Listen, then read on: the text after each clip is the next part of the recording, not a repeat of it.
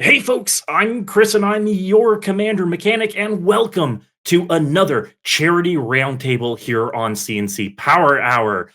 We have a fantastic panel of guests once again to talk about this set release. But before I introduce them, I do want to remind everybody that we are raising donations tonight for a fantastic cause. We are trying to help and support sick kids' children's hospitals via Extra Life. If you would like to donate and potentially win some of the great prizes we're drawing as well, hit Command Donate in chat, head over to the link, and donate in increments of $5. Every $5 you donate will get you a draw for your prizes here, which we will be doing by the end of the night. We've already crossed our first donation threshold, which means we're giving away at least one of the Commander precons from the set. As we continue on, if we hit the 250 mark, we'll be giving another one away. So let's try for that. Okay, diving right in, I have a fantastic panel of guests here. First of all, I want to thank everybody for coming out, but I want to throw it around the table and have everybody introduce themselves. So, first of all, Bobbie-Christine, who are you? Where are you from? And are you Team Urza or Team Mishra? Hello. So I was born in North Carolina. No, hi everybody. My name is Bobbie-Christine. You can find me primarily on Twitch and Twitter playing way too much damn Commander.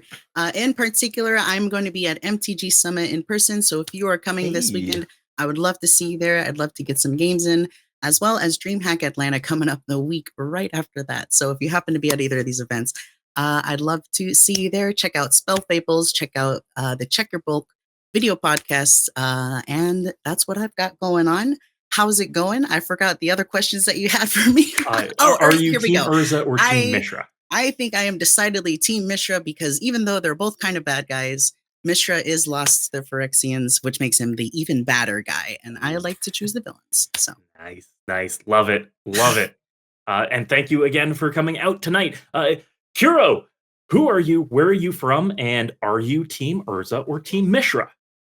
Hi, I'm Kurohitsuki. I'm from Buffalo, New York, but you can find me at my channel right down here at Kurohitsuki, stream Commander games and whatnot. And I can't wait to start talking about this set because I love Magic opinions and just having them flung around. It's always a good time. I'm also pretty big Vorthos guy, so I do like the lore of this set. So a lot of good flavor in here, and I say I'm on team Third Path over here. But if I had to choose between the two, it's Urza. Simply because I think he's the worst thing to happen to the multiverse, second only to the Phyrexians, and that's it. It's just the worst necessary evil we could have had. But there we are. I get you. Good call. Crim. Welcome, our panel veteran at this point. Let's let the audience know who are you, where are you from, and are you Team Urza or Team Mishra? I'm Crim. I'm the Asian Avenger. My handle. You can find me on Twitch. MTG Goldfish. Probably opposition agenting the entire table at every pod. And yeah, I'm honestly neither team. I'm Team Bolus. But you know what? Since Mishra is at least Grix's colors, I'll just throw the coin at you. All right, bud. I'm on your team, I guess. And yeah, exactly. There's Mishra right there, eminent one. I gotta go Bolus, and it seems like he's spreading the good word of Grixis, so can't hate that. He's spreading something. I mean. Exactly. All right, it's in Grixis. And stalwart and panel regular, typically my co-host for these charity roundtables, Clay. Welcome back once again. Why don't we let the audience know who you are, where you're from, and Urza or Mishra? Hi friends, I'm Claybee. I am one of the co-hosts of the CNC Power Hour. You can find me here, and you can also find me on my own Twitter and Twitch, which is below me, where I just talk about magic and post pictures of my animals and stuff like that. And I'm with Kuro. I'm Team Third Path. I just really hate both of them, and like my second pick is Team Titania, even though like grass and a lot of green things I have allergies, I would still go that route over. So, but it's like third path Titania, I guess Urza, and then Mishra. I guess is my like if we're playing the different like factions, Yeah. for lack of a better term, is kind of my sequencing there. I don't want to be like contrarian to your prompt, but I just hate them so much. Yeah. Clay's just sneezing the whole time. We gotta stop. Mishra. I think we were all contrarian with the prompt. Picking Mishra was my way of picking the Phyrexians. Personally, I think that I'm Team Mishra for the exact reason that Coral in chat pointed out. A villain that knows they're a villain and leans into it is better than a villain who tries to play off being a good guy, which is 100% what Urza does, saying, "Hey, I'm doing this for the better good," and is petty and destructive along the way. So Mishra all the way. Plus, I mean, I am being completed by the Phyrexians, so looking forward to seeing more and more of them, including their origins here, which is awesome. Cool. So we touched on this just briefly, but there is a lot of lore behind the Brothers War. This is revisiting some of the classic foundation ground level settings for what Magic has been for the past 30 years right now. So what I want to do is I'd like to ask you all, how familiar are you with the lore behind the Brothers War? Not just this set, but the Brothers War as far spanning as it goes, which is close to 30 years at this point. 25, 26 years is when we first got the Brothers War novelizations. So Clay, we'll start with you here. How familiar are you with the lore behind the Brothers War? So it's weird. I'm not super familiar with the lore in the sense that I wasn't playing Magic back then. I started at M15, so a lot of that stuff was kind of like I would see people. There's nods and flavor text, right? And then everybody on Twitter would be like, "Oh my god, it's a callback," and I'd be like, "Neat." I just over the head. But then 5 years ago, 6 years ago, I actually read the novel. Hobbs Q sent me several of the old Magic novels because he's wonderful, and so I read it. But so like now reading, I bet it's one of those things, right? You read a novel once and then you don't really think about it or touch that source material for like 4 or 5 years, and it just kind of goes up into the attic somewhere. Cobwebs start, and then looking at these cards, I was like, oh hey, little like light bulbs starting to flicker up there, going like, oh yeah, no, that's a thing I know, or that's a thing I think, so there's some familiarity there, but overall not super well versed in it. Right on. Crim, how about you? How familiar are you with the lore of the Brothers War? I've oh god, I know not. Like, okay, this is gonna sound terrible. For how long I've played Magic, I know next to no story. Whatever, exactly. Thank you, Chris. Thank you for bringing that up. Shout that is correct. Yeah. Totally Lost is 1000% correct. I have I don't know. They're not demons. They're not cool to me. So like, oh, cool, not a demon. I don't care. You guys you two can figure out your squabbles elsewhere. Give me Bolus. That's what I want. Demons, dragons, and that's what I'm here for when it comes to Magic. So I know nothing. Oh, I read the Scourge book when I was younger, and I read the War of the Spark. My condolences. Yeah, I know. I don't even know if I should tell people that. That feels. Oh, awesome. Yeah, the most you know about Urza is how busted he is in eternal formats, right? He's got a saga. He's got a saga. It annoys me every time I see it. And They put a lot of words on that card. Team Mishra just because his saga doesn't bother you. Exactly. I don't see a Mishra saga, so I love Mishra. Oh, awesome. And Bobbie-Christine, how about you? What do you know of the lore behind the Brothers War? My relationship with Magic lore in general has been I don't keep up. I will occasionally watch a YouTube video to catch the major story beats, but that is a very recent development in my relationship with the Magic lore. So I did catch the major beats of this story. Are we just dropping spoilers? Like, can we? what's Yeah, I mean, like this is I- technically a story that's almost 30 years old at this point. So I caught the major B. I love learning. I learned about the Brothers War because of this set. So I learned about Mishra and Urza and them doing the whole thing and them getting into the friggin' war and wasting Titania, which we should never ever forgive them for, essentially. Mhm. But I love that the new story beat that I do like that Teferi's coming back and he learned some stuff and he met. I think him meeting Urza was very, very, very cool and very momentous, and I thought it was very epic. And he just went back to the future with this newfound knowledge. I'm digging it. I'm definitely going to continue to catch the major story beats via YouTube channels like Aether Hub. That's going to be my relationship with the war. Wait a minute. Mhm. There's a where do you go to read these? I listened to it. I listened to this guy summarize the whole thing for me. It's a YouTube wait. channel called Aether Hub. But like there are stories being published still, like Yeah. books. oh yeah. Don't Well, like not well, web, you know there's books, web but- books. Yeah. I know there's comic books, right? Like I've seen the wait, Yeah. oh, I didn't know there's a On Brothers War. Wizards website, they like 2 weeks basically during spoiler season, they release like online like web stories, and it's usually about like the plane that we're going to from different perspectives and everything. Yeah. They've been Crim, doing you that should go from the Oh. beginning. They've been doing that for a very long time. Well, they sure stopped for a have, while. and I knew They- that. I right, knew they that. stopped- That's why. They did stop for a while. There was like a period where we Mhm. weren't getting them right. Sure, and because we then- were Right. getting Yeah. novellas instead. That was for Yeah. I want to say That was around War of the Ravnica. Spark era. Yeah, the, yeah, the one around- that around Crim there. read, right? Yeah, and then Oh, yeah. then it was so bad that we Notorious. didn't get them for a minute, Decidedly and then That Bad. ended them, didn't it? yeah. Yeah, that, they I decided will to end it. say that War of the Spark read was memorable, one way or the other. Yeah, at the it. very least. Depending how you want to see it, it is memorable. Yeah, and- so Chris put in the chat. So they started doing them back again during call time. Was when we Right. started getting them again. So, okay, that makes Okay, sense.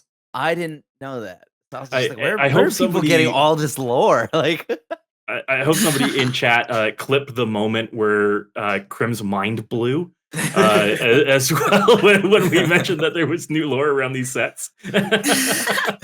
there's like story. Whoa, What? gnarly. Oh, awesome. And Kuro, you said that you were a resident Vorthos, which is Yes. fantastic. So are you well versed with the Brothers War lore? So, I love magic lore.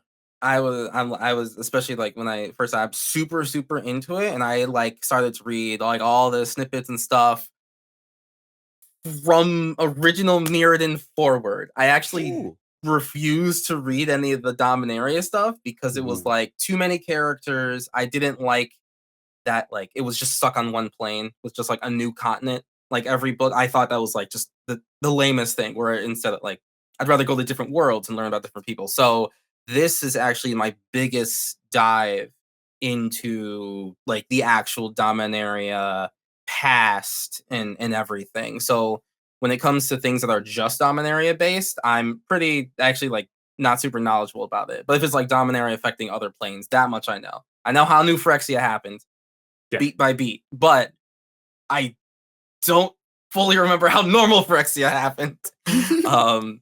But yeah, I do like the and YouTube channels 100% are like how I'm kind of getting into it. I listen to multiple, so even if they just talk about one chapter a day, it's like if you get multiple perspectives on it, there's like some sentences that one person takes out that the other person will have, and blah blah blah.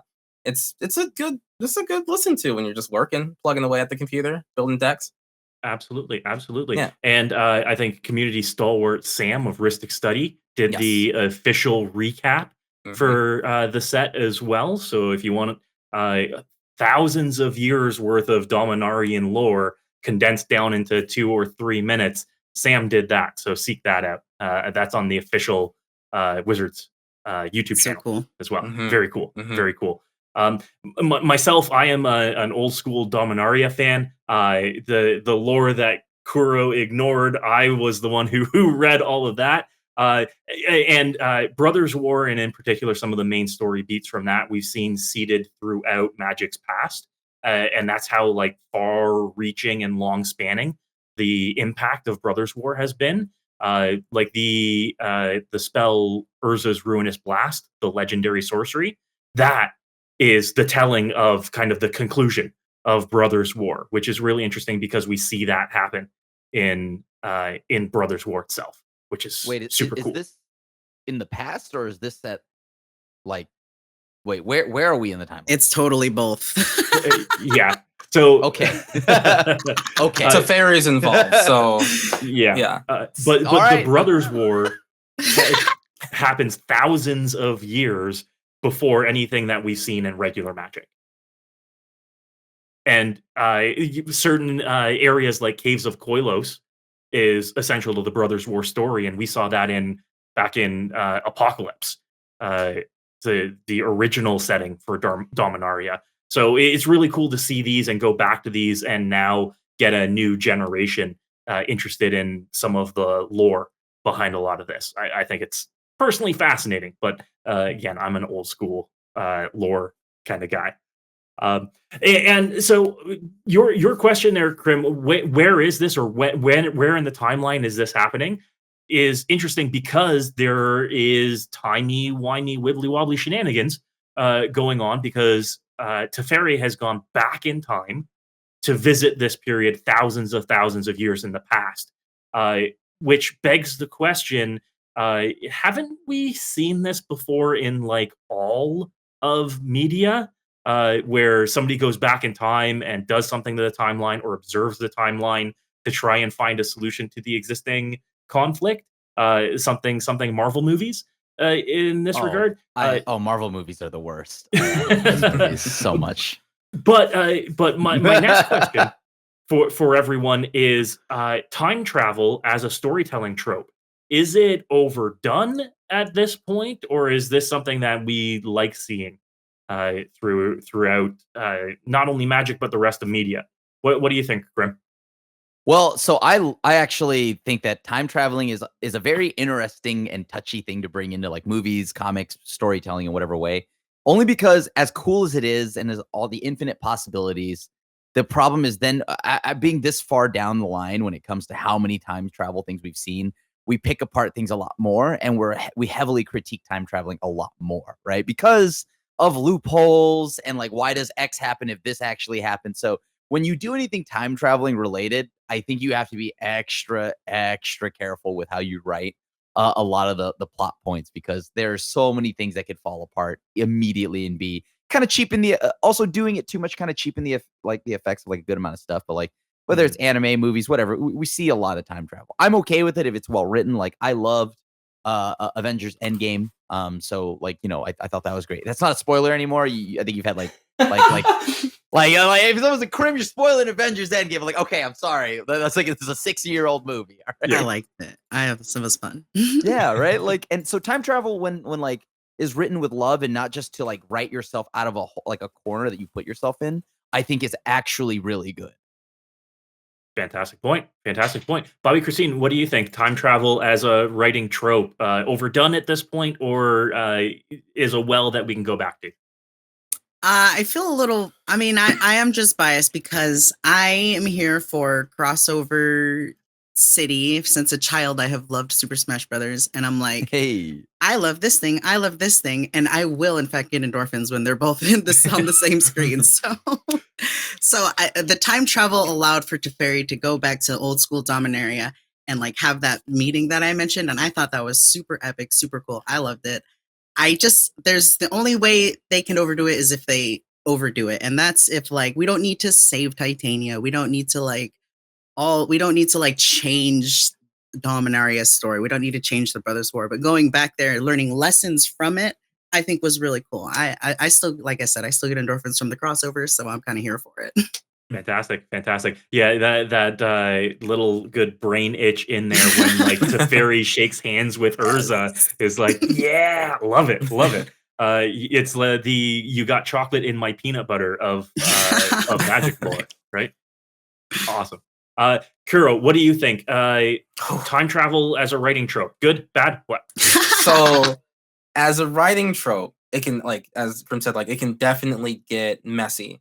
And this, especially like in the modern day with the Marvel movies, they do like time travel and then like multiverse stuff. It kind of it just confuses things. And if you can do a good time travel story like Terminator, right? Like that's fantastic, right? Especially because the perspective is the past. and the like uncertain future, or like the future that we're trying to stop, right? That sort of stuff it can play out well.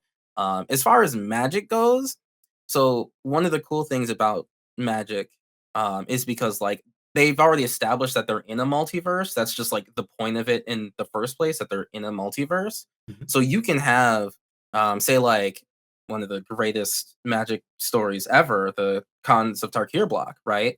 It's like Ooh, yeah. Fate Reforged was like, that was the first time in Magic lore where like Sarkhan Vold goes into the past, changes everything, Mhm. and then we have a whole new world when we come back to the present.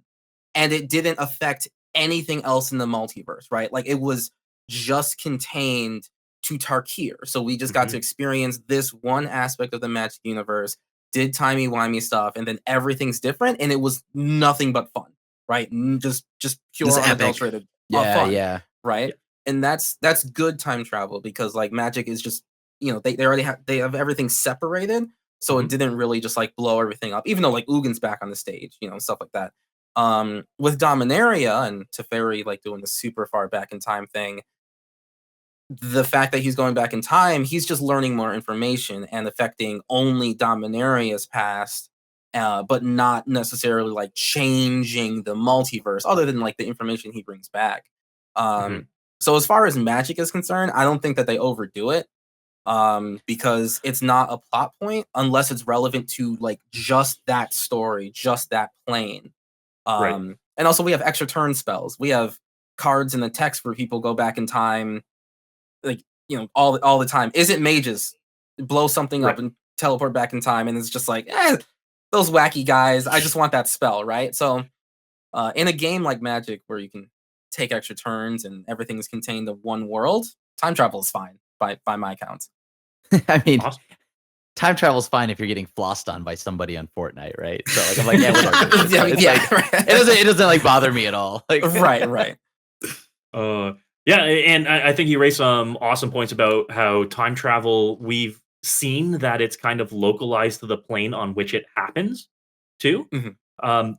So that has some implications here. The fact that Teferi didn't significantly change anything when he went back in time and observed and learned the lessons would be different if he went back and stopped the Phyrexians from ever assimilating Mishra here. Right. Right? If he stopped the Silex blast, that's when it's just like, well, no, you've impacted just like everything, because the Silex Yeah. blast was responsible for literally everything else that happened in the rest of the Magic universe. So Yeah, exactly. Yeah. It started the Ice Age, right? started the Ice Age, started the Yeah. destabilization, started the sparks changing.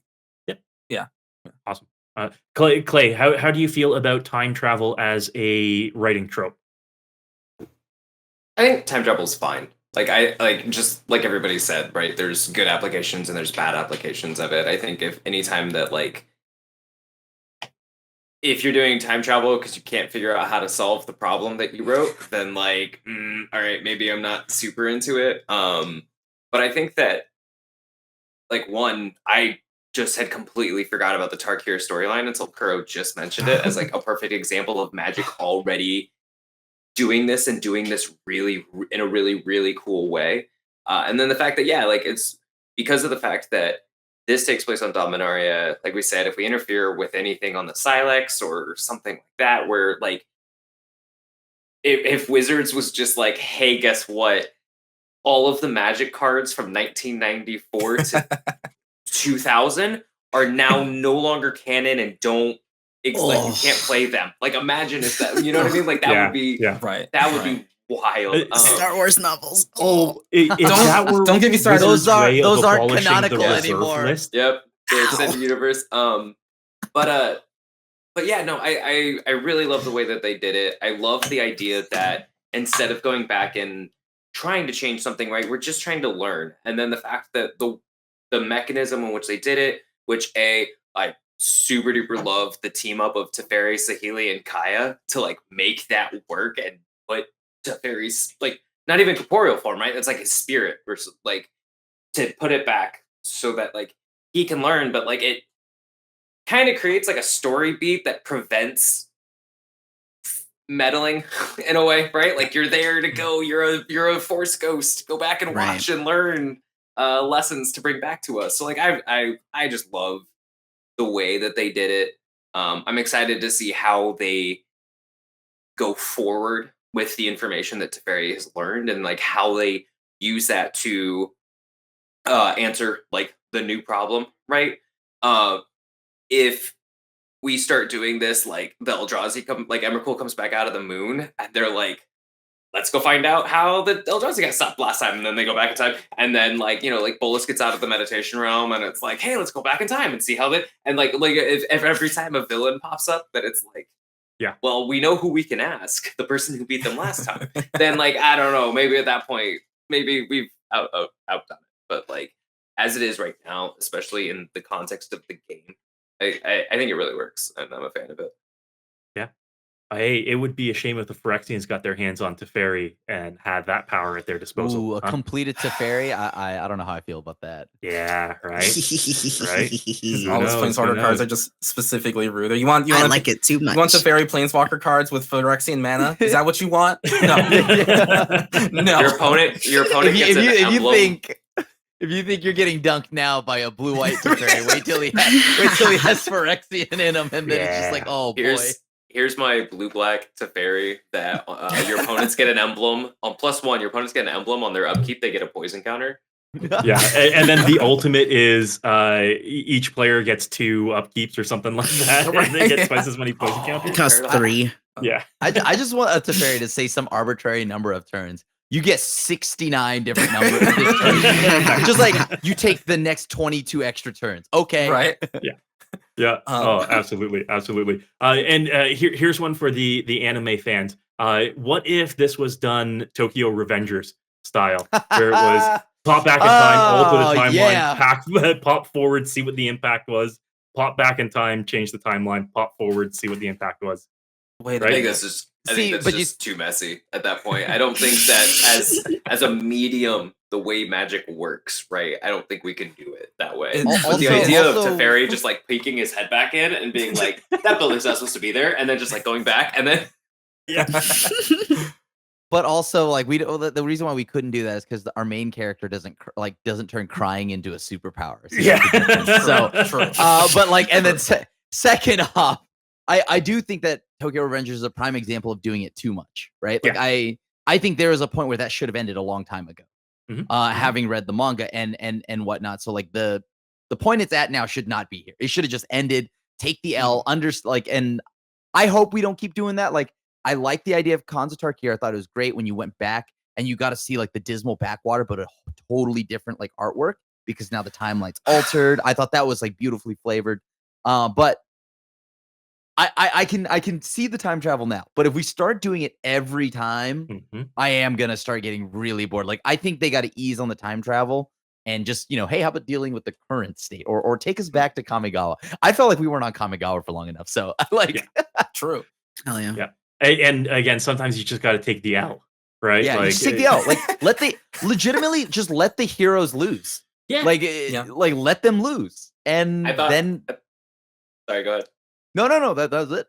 I was saying I thought taking the L was us going back to Ixalan. Oh no. Dinosaurs. Okay. From a story point, that could be cool. No, it could. Yeah, I'm actually sweating Eldraine, so I don't want to know what's going on. Yeah, that's the L. Electric Uwoogaloo. Like I don't know what's going on over there. I don't want to deal with it. We go back to Eldraine, and Oko has gone to the future. It's the other way. The worst timeline. Even better, it's not even Oko, it's just like Embercleave has gone time travel. It's the timeless sword. And so they reprint it every set. In the future, it's just questing beast wielding the Embercleave. Yeah. Like we those will meld. Teferi, we gotta go back. We gotta stop Oko. Oh, awesome. Fantastic timing from Chris in chat too, the moment you mentioned it. I would accept going back in time if it was to stop Embercleave and questing beasts from melding. If it was to stop Eldraine, I understand. Yeah. Just don't touch Elder Gargaroth, okay? Elder One- Gargoth is fine until it swings the Okay. cleave, but that's just the cleave, right? Until it swings the cleave. Yeah, sort of Cleveland and Ohio. AKA no, I'm not trying to get hit by that again. Kuro. And just one last thing about the lore, I do like the Phyrexians have been like in the previous sets finding like different MacGuffins on different planes to make this like mycosynth tree to travel throughout the multiverse and stuff, and that's cool. And they're using like the planar bridge, which was from the Bolas story and all that stuff. Real cool. Also, the good guys have been getting MacGuffins that also tie into the story now. So like the part of Saheeli's portal thing that they're doing, they're using the Moon Silver Key that the good guys were in Innistrad to get in order to stabilize this temporal thing. Karn is a silver golem because Urza realized that silver is like the only metal that can travel through time without being damaged. So they went to Innistrad because they're like, where can we get a bunch of silver? Well, Soren ripped a piece of the moon off, the silver moon off, where we sealed Emrakul, and there's probably a little chunk of it that he has, and it just kind of all flows together. So it is cool that they're getting the good guys and the Phyrexians are getting MacGuffins to kind of like face each other down to complete their goals. That part's cool. Wait, are you telling me that the thing that Emrakul is sealed in has had parts chipped off? Right? Yeah. Not a good sign. Yeah, we should not be doing like don't. No, it was chipped off before. It was already. Yeah. Okay. The Hell Vault is a giant chunk from the moon Right. of silver, and they're like, Hell Vault, that's I didn't know silver. that. Let's get a piece of that, and then I think the scarier thing to take away from that It's is that already the structurally Innistrad moon can unsound. travel through time, technically. Oh, that's pretty. Ooh. That's what's gonna be at the end, right? It's just like they're like, we defeated the Phyrexians, and they're like, Teferi's just gonna get grabbed by a bunch of tentacles. Oh my gosh!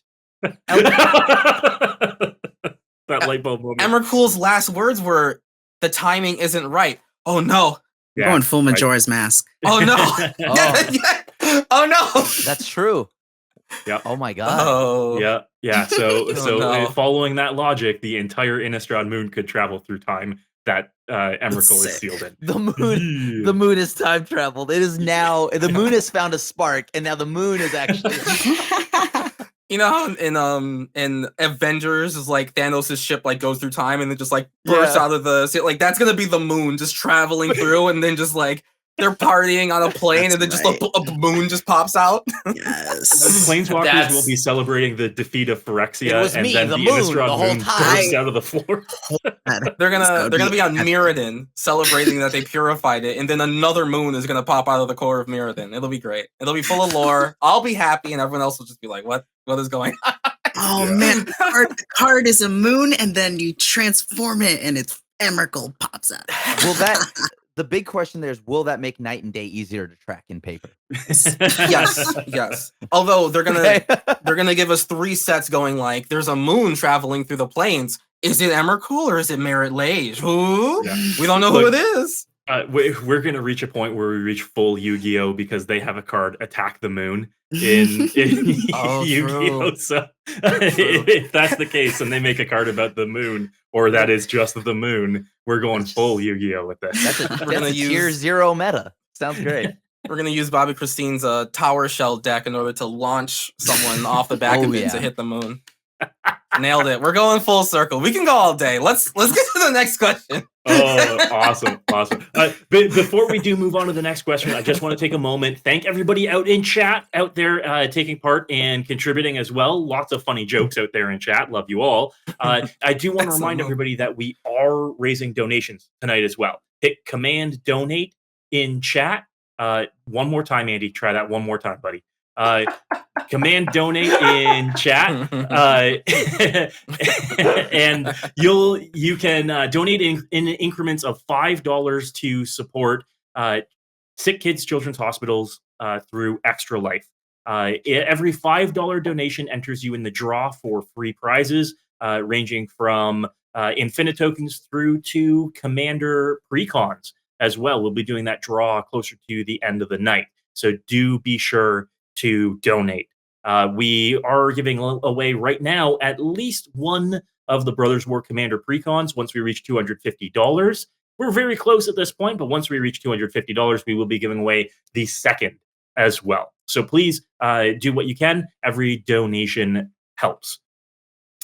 Also, closer to the end of the roundtable, we will be doing a Q&A too. So if you've got any questions that you do want to ask of our illustrious panel here, make sure to redeem the free highlight your message in chat, the free chat point redemption, to highlight that message so that we can refer to it later. Oh, sorry, there it is, the ask a question that Clay so graciously demonstrated for us.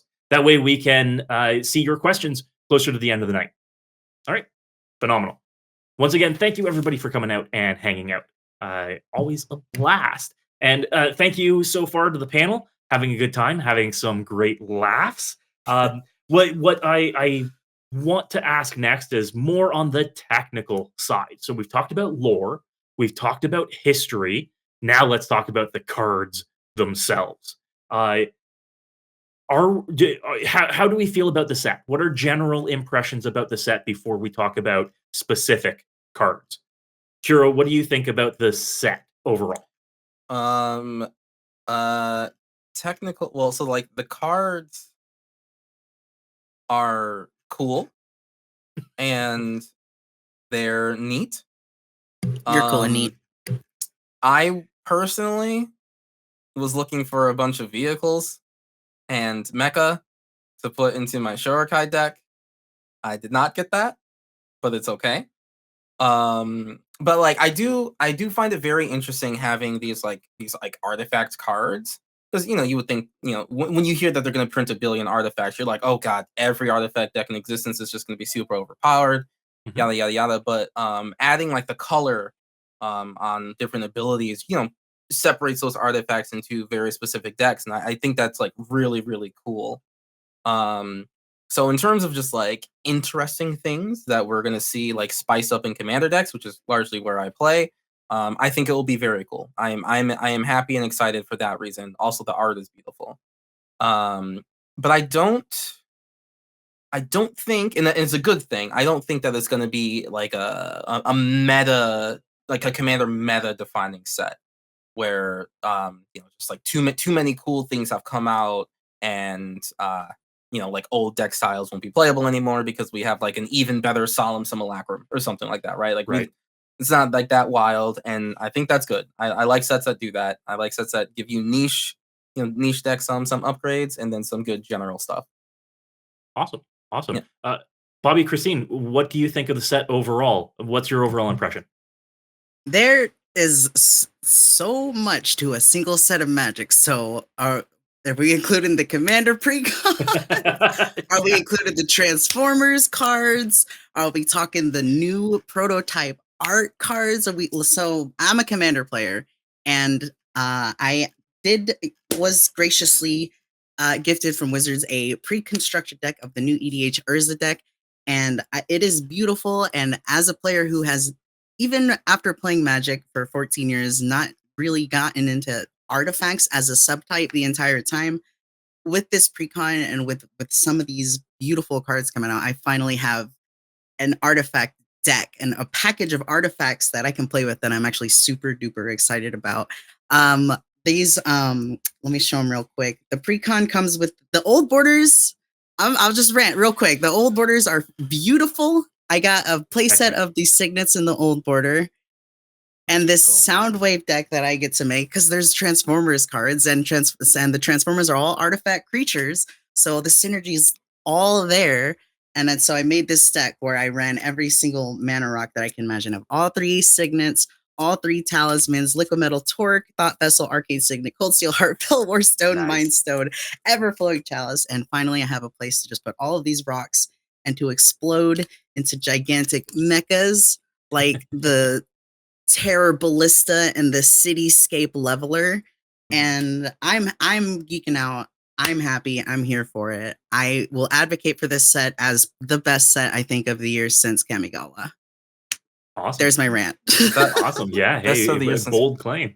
How many sets have been since Kamigawa? Like, no, like, true question. I don't Like, was that last set? So Streets I of don't New know. Capenna. I don't know. That came out last week, didn't it? Well, we've had at least 2 standard sets in between those, and supplemental sets on top of that. So I think the short answer is 12 sets in between Capenna and now. How many Or sorry, in secret between layers? Kamigawa and now. How many secret layers has it been? 40-ish. Okay, Yeah, that sounds about right. Okay, yeah. right. Clay, how about you? What are your impressions of the set overall so far? Cool set? Not cool set? Cool set. Fine. So like basically, so like last year when they previewed, like that last year when they announced, hey, this is the upcoming slate. These are the sets, and they were like Kamigawa Neon Dynasty, and I was like, this is gonna be my all-time favorite set. The aesthetics, everything about the set is everything that I want out of the set. And then Streets of New Capenna, I was like, that sounds really, really neat, but like I don't know what to really expect from that. And it ended up being a really, really cool set that gave me my favorite commander of all time and a bunch of really cool cards that I've really enjoyed playing, like going forward. And when I talked about Brothers War, I was like Bobbie-Christine, I'm not an artifacts player. Like I have a multitude of decks that literally don't have any, not because they're like anti-artifact, but just I don't care about them. So like I came into this set, it's old lore, it's artifact based, and I was just like, fine, cool. I like sets should exist beyond being directly catered to me and my interests. And I've been pleasantly surprised. There are cool cards. The art's cool. Seems like there's gonna be fun stuff, and there's cards that I want to play. But like I'm not like over the moon. But having it exceed my baseline expectations and look like something that's gonna be fun, and it looks like it's going to be a really fun set to play in limited. Like I'm doing pre-release on Friday, and I am super excited for that. It actually looks like a set that I would enjoy more outside of Commander, which is not usually the case with Magic. So I'm excited for that. Right on. Right on. Crim, how about you? How do you feel about the set overall? Overall impressions? This set actually, well, kind of thought it sucked, and then it worked its way back, right? Like, okay, so I dug deeper, and it looked better, and every look through, it gets a lot better, and I think that's because I just kind of have been conditioned into this standard format of just like nonstop powerhouses. Every single card is a win the game on the spot, right? So everything snowballs on one card. But thanks to Dominaria United and into this, you're seeing more example like planeswalkers that don't just win the game. These are planeswalkers that require decisions. Like example, it's a meme, but I often mention the hidden mode on Liliana the Veil where you don't activate. But you kind of get to see a lot of players who are coming into the game and now maneuvering like the intricacies of Liliana the Veil, right? So you're getting a lot more cards like that. And this set is pretty interesting because it has me hopeful for one thing, because I am much like a few of the other opinions that have been expressed so far is that I don't care about artifacts every time. And like, honestly, the closest thing I cared to artifact was the Magic Killer artifact. Wink. And then other than that, I just never cared for them, right? And the problem was that in Commander, they always, without trying, they always break the game. Like somehow, even a player's like, no. I made sure there's no infinites in this artifact deck. Oh, wait, crap, that's infinite. So if you can truly build, it really is though. Like, and if you could truly build an artifact deck that isn't broken, that's great. And that's what I love about the set because it gives me the hope that I think you can actually play with a good amount of these and have it not be completely busted. 2, it has me returning back to what is a standard format, which is when you could play 6 to 7 mana bombs, and these were the game closers, right? It's like you get to go back to like big Timmy artifacts. I love this. And so it's been a while since we've been able to play that.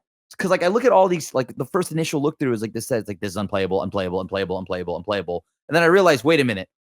With the dial back and power level, I think this actually becomes, it's already a mid-range fest. So we are going to see these 7 drops, these 6 drops. Yeah. And then the fact that you throw Unearth on some of these, or you throw like Prototype on some of these, it gives you the versatility to play them early game and also have some dunks in the late game. So I actually am really excited to return to maybe Timmy Magic, hopefully. Yeah. I think that those are fantastic points. And you touched on one of my favorite things for the set is between Prototype and the new command cycle in here, there are a lot of really versatile cards. that are a lot of role fillers, and those are some of my favorite cards that can be played early game, can be played late game, do exactly what you want when you want them to. It's fantastic, and I like seeing that. I was really surprised because while there is a very high top end on this curve, you've got like big 8 and 12 mana bombs in here. You've got a lot of really good role players down at the 1 and 2 and 3 mana level in this set. So it's got a little bit of everything without being oppressive from a power level standpoint, at least in my opinion. I think that one of the cycles that you had just mentioned, though, it's funny because like I think the commands this set are the worst thing in this entire set. Oh, Don't really? you- Oh, they're you know, not enticing. they're so bad, cards. right? Like they're not enticing. I think all but one is Yeah. the sorcery, right? Yeah, and yours is one is the only instant. So And Okay. even then, it's like what I guess like if you value the construct, then sure, maybe it's cool to have an instant speed construct. But otherwise, I think this is like the worst command cycle I've ever seen in my life. Yeah. I don't want to On play any of purpose? these. When did we like move to like commands being more sorcery speed, right? Like saw somebody Sorry, Strixhaven. I think Strixhaven. Yeah. Had like one or I- two were sorcery though. A lot were instants though.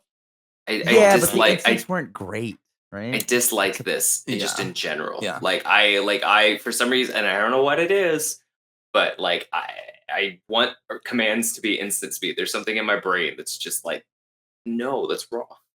yeah, Right. and typically the commands are a pretty even split between them, 3 and 2.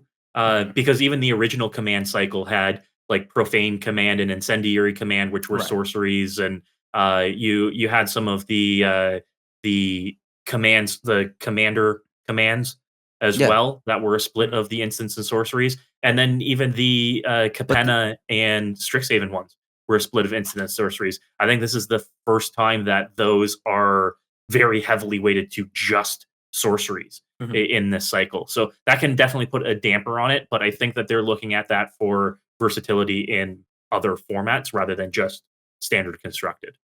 I mean, maybe it's just because I haven't played with it enough yet, but I just feel like even then, like the rate that you pay for these versus the old commands, like I would even take like some of the older commands, like lore hold command over all Right. of these, right? Like these are really bad. Like I don't know. I mean, the set's great. This is just like to me, I think of the worst cards in this set. These are the front runners. Maybe because I like in Magic's past commands have at least been like decent. These aren't Right. even Yeah. decent. They're They're really barely bad. cutting it for Yeah. casual commander decks. Like yeah. I said the same thing about the Capenna commands as well. I think that they are the worst set of commands we've ever seen. Was it commands or ascendancies? was it both The for commands Capenna? in particular. They had There's both. commands. Yes. Yeah. they were both. I remember Ascendancy Suite. And the ascendancies were split between hot What? dookie bad, and then the Jund one was Ascendancies and Charms. So they had charms, ascendancies, and commands. they So had all Got it. three. they had all three. What? in What? Capenna. Okay, ascendancies. Wait. yes. What command? Hold on. What? It is. Oh, let me pull up one of these charms. names here. You mean the it charms? is what's one of the brokers, right? Brokers. Oh yeah, the charms or the ascendancy. Confluences. They're called confluences. Confluences. That's Yes, right. sorry. Oh, That's right. Yeah. So they're the okay. choose 3 modes. They very much work like commands. Yeah. Yeah. Okay. Well, those weren't bad. They were like at least decent. I Yeah. like those cards. Yeah. I think that they were very overpriced for what the choices were. I would take the other confluences like Mystic Confluence over these any day because that is a very, very strong cycle. I realized doing some Scryfall searching, I think my attachment to commands being instant speed is because of the fact of where I started in Magic. Yes. The first time I saw commands was in Trakir. And so it was all of them. And then for a while that was all I Totally. had seen, right? Of commands Right. was those, and they were all instant speed and they all had their like really sick rolls. And good ascendancies too. Yeah. Tom's And- block is the best block, by the way. That's why I keep making like this face. I think it was like, at least from when I played, like it was the most just fun time I've ever had in Magic as a community. It was like lore, tribes, like play style, standard decks, dragons, Fate Reforged standard being like 3 weeks long. I love cons blocks. I'm always gonna make that. My first commander was Dragon Lord Atarka, so it's not a soft spot for me. Let's go. Very nice, very nice. Cons block was my favorite standard constructed cycle of all time. There's environment there because we were just talking about the commands. I played Atarka Red, and you could build entire archetypes in standard around those commands, which was spicy. Real spicy. They were real good. Rip that era of Magic though. Yeah. Okay, so we talked about our impressions of the set overall, and we got into a little bit of the card impressions here. But how about favorite cards? What are the standout cards for you from this set? Anything that immediately comes to mind as an all-star for you? Kuro, sure, let's start with you. I'm just gonna knock this out of the park now. Smelting Vat. Get rid of it. Too good. Yeah. Too good. If we're talking about artifacts that just kind of like do too much, Smelting Vat easily, just like right off, like off the cuff. Too good. Yeah. I just saw this in use on Star City Games Versus that they put out today, where somebody sacrificed a Metalwork Colossus to it. Look at the top 8, put 11 mana worth of artifacts into play. Yeah, it seems real good, right? Triplicate Titan. Triplicate Titan into it. Hell yeah! It has haste because it's not an artifact creature. It costs 1 to do.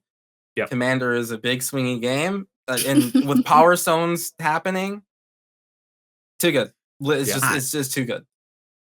Awesome. Bobbie-Christine, how about you? I know you got a pile of the cards sitting there too. I'm loving the giant robots. I'm very biased.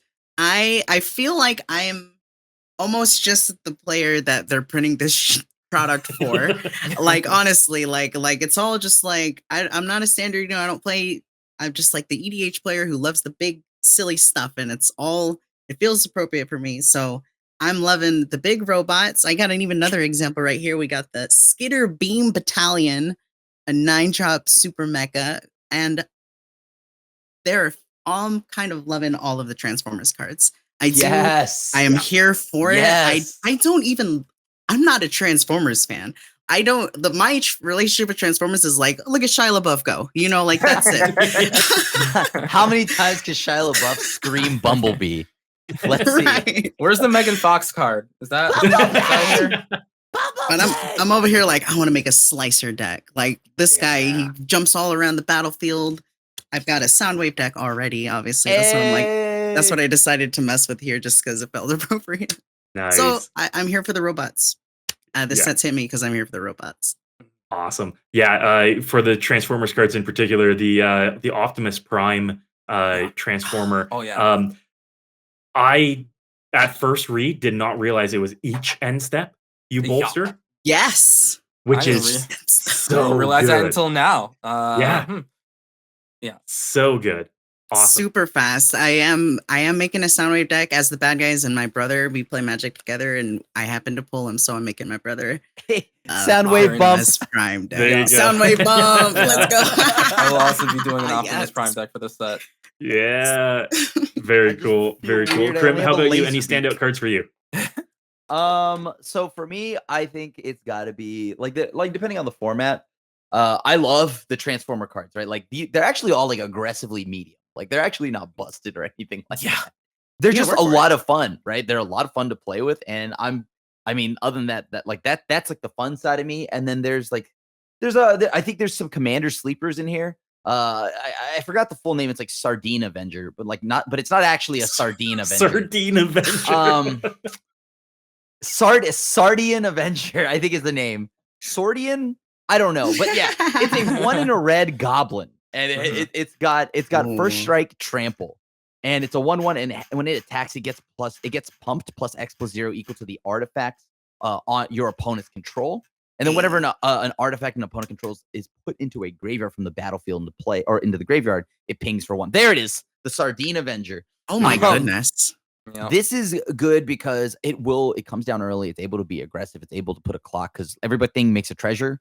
And on top of that, I play this in that new Warhammer Commander deck, the one that the dude that makes so pingers deal 2 more. Yep. So Yes. every I put that in there, and it's just like, Sensor. oh boy, this is gonna start picking people off. And the more people keep their stuff, the harder this hits, right? Because like this is gonna clock early.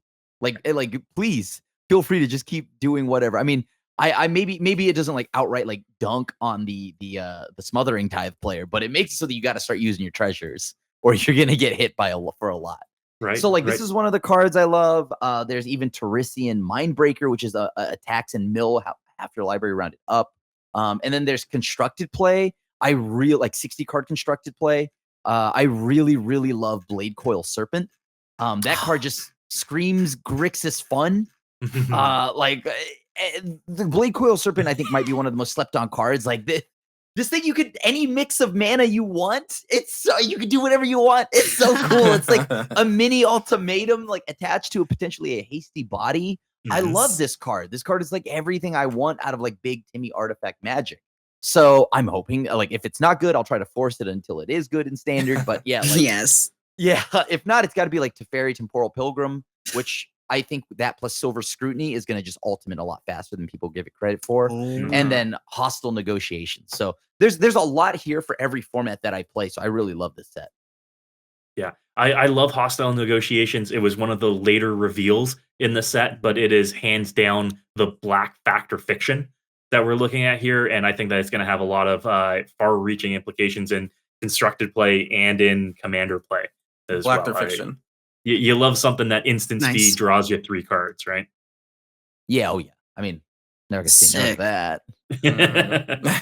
that. Clay, how about you? Any standout cards from the set for you?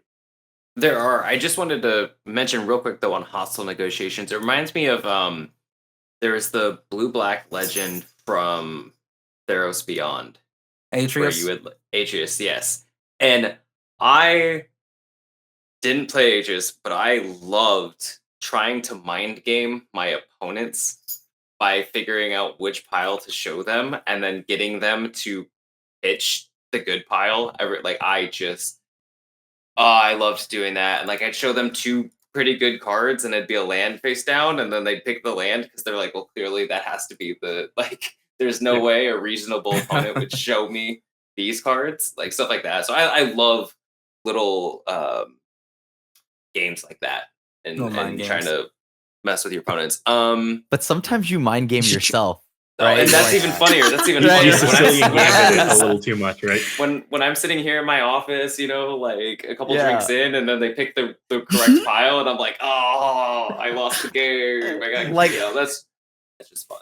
You should try 'Cause I- Negan.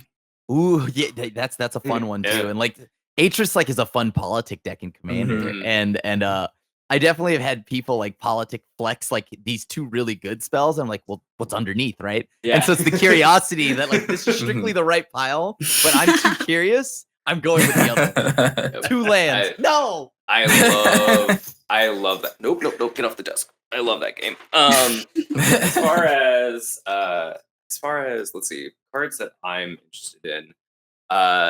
So first, as far as so I mentioned it earlier. Sabine from the Choose a New Commander decks is my favorite commander of all time, and I've actually been messing with this deck since it came out. I've changed the deck a bunch, keep putting in new top end cards and winning the game in different ways and having fun with that. So in that spirit, there is the red sorcery Over the Top.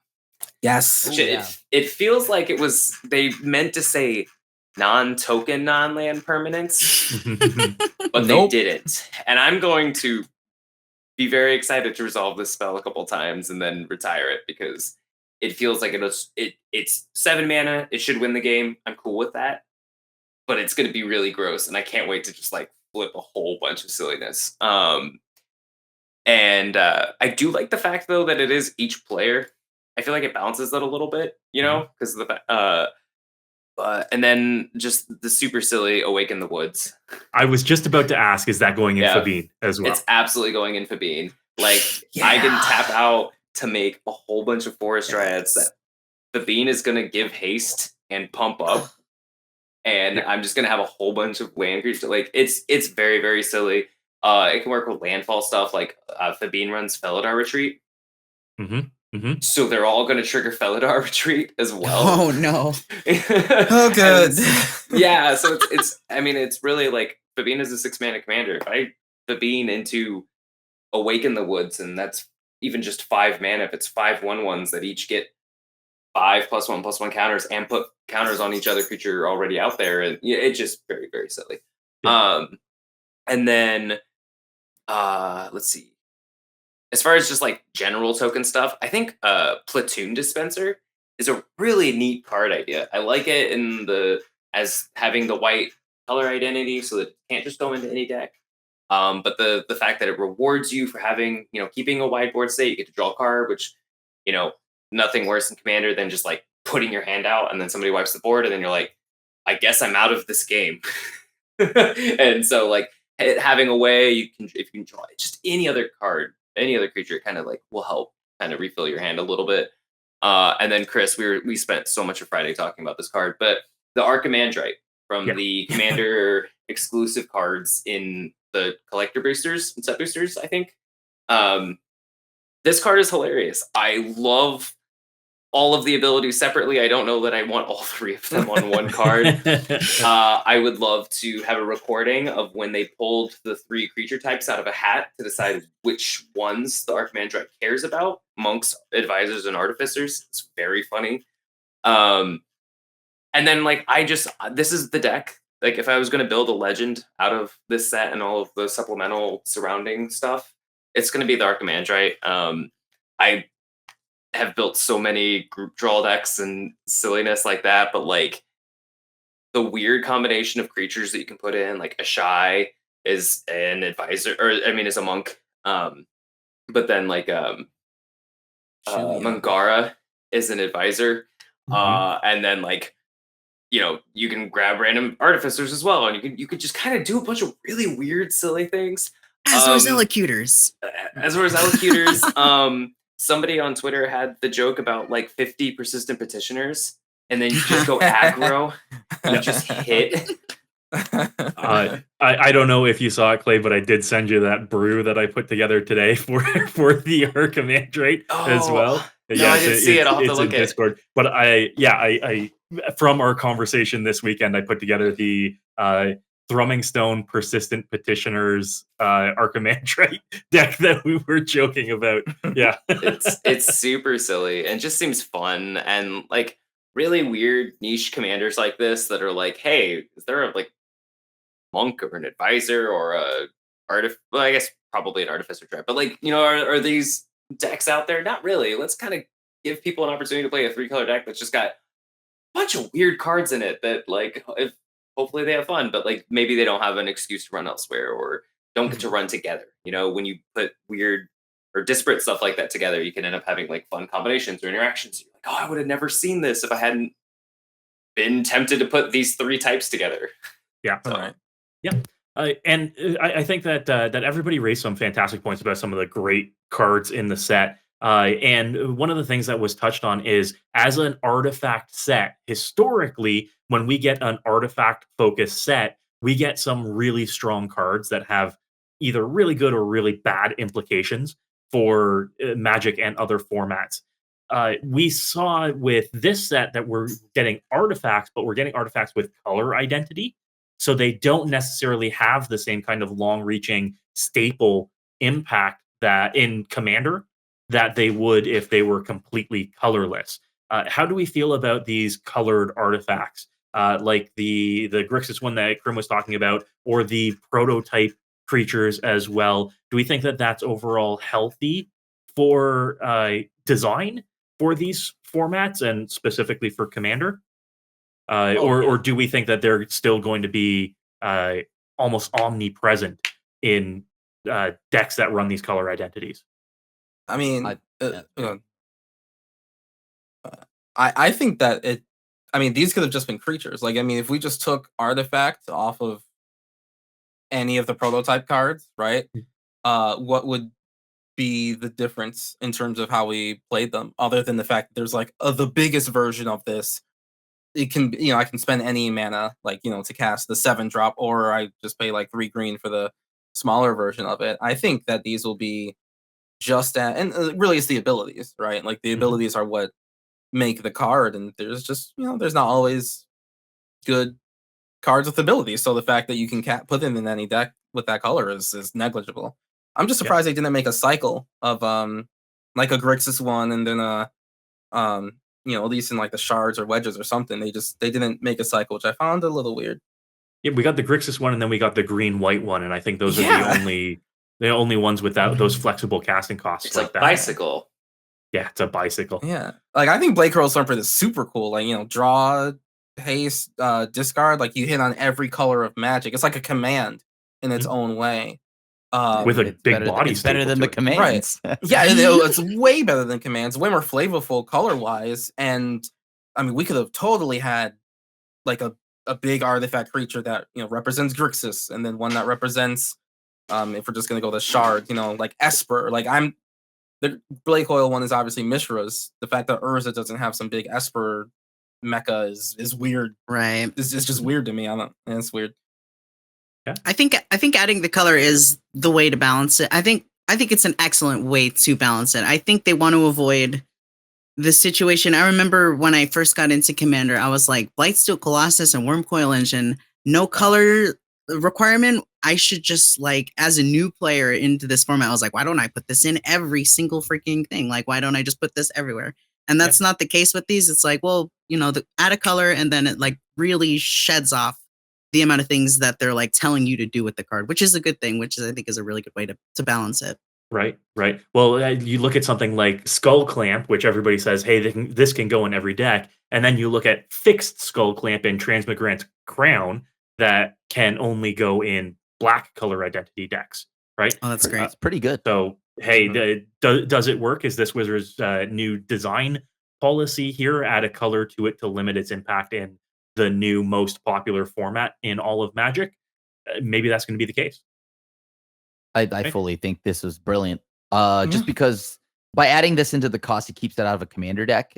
So that like not every commander deck just plays it, like previously mentioned by Bobbie-Christine. Like Wormcoil, yada yada yada. And it also still makes it so that it's like okay for 60 card, right? Like so you can play standard and be like, all right, cool. Well, if I have these mana colors, great, I can play these, and while also not ruining like commander and just not homogenizing everything. I love it. I think it's great. Yeah, Clay. Yeah, I think it provides a nice kind of stopgap for Commander, since Wizards and the Rules Committee have talked about how they don't want ubiquitous cards, right? Cards that can just go in anything, and like reducing the number of available slots that people have with staples. But I think like specifically like Prototype, to shout that out, like that feels way more about like 60 card constructed or even limited. And I think it's a very, very cool way to make big robots, like huge stompy creatures that aren't dead if you draw them turn 2, 3, 4, like before you can get them out, before you can cast them, right? Like giving those cards versatility makes them feel like, if cards have cycling, it's not just a dead card. You can turn it into another card, or you can turn it into a smaller creature if you're in the early game against an aggro deck. But then, like, late game, you've stabilized. Now I want the 5/5, the big, you know what I mean? Like, I love it. Have they talked about how you are supposed to denote or mark that a card is a prototype?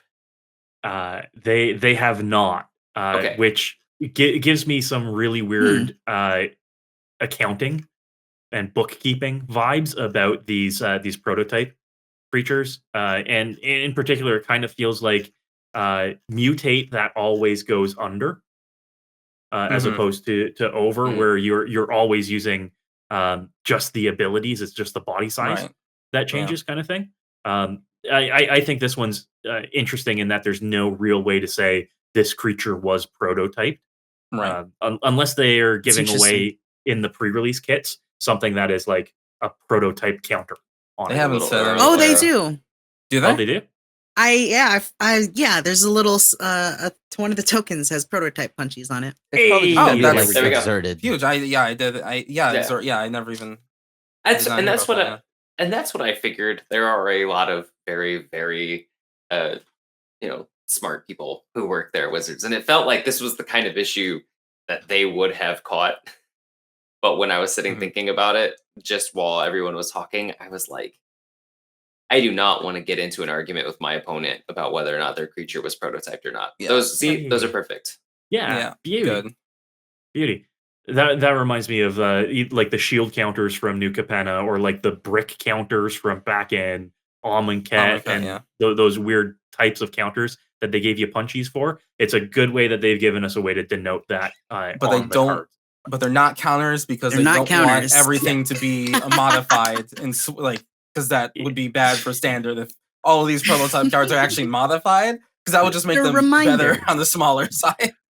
You mean I can't move a prototype counter onto my Ozolith in a That's game of right. Commander? And then put it on your transformer? No. Yeah. It turns out no.